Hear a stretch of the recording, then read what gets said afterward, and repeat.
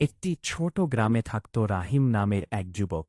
সে ছিল খুব হাসিখুশি, কিন্তু দুনিয়ার কাজে এতটাই ব্যস্ত ছিল যে নামাজ, কুরআন এসবের দিকে তার তেমন কোনো খেয়াল ছিল না। গ্রামের মানুষ তাকে অনেকবার বলত, রাহিম, মৃত্যু কিন্তু হঠাৎ করে আসে, প্রস্তুতি নিয়ে রাখো। রাহিম হেসে বলত, এখনো অনেক সময় আছে, বুড়ো হলে সব ঠিক করে নিব। একদিন গভীর রাতে রাহিম ঘুমিয়েছিল। হঠাৎ সে এক অদ্ভুত স্বপ্ন দেখল। সে দেখল চারপাশ অন্ধকার। হঠাৎ দুজন ভয়ঙ্কর চেহারার ফেরেশতা এসে বলছে, হে রাহিম, তোমার সময় শেষ, চল, আমাদের সাথে চল। রাহিম ভয়ে কাঁপতে লাগল। সে বলল, না, আমাকে একটু সময় দিন, আমি তো এখনো প্রস্তুত নয়, আমি নামাজ পড়িনি, ভালো কাজ করিনি।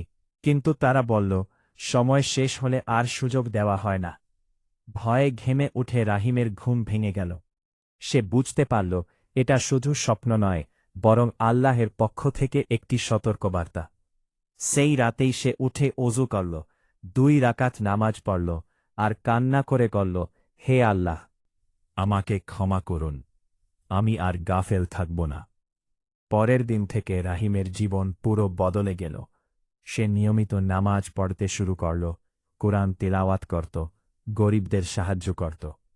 কয়েক মাস পর একদিন ফজরের নামাজ পড়ার পর সে শান্তভাবে ঘুমিয়ে পড়ল, আর আর জাগল না।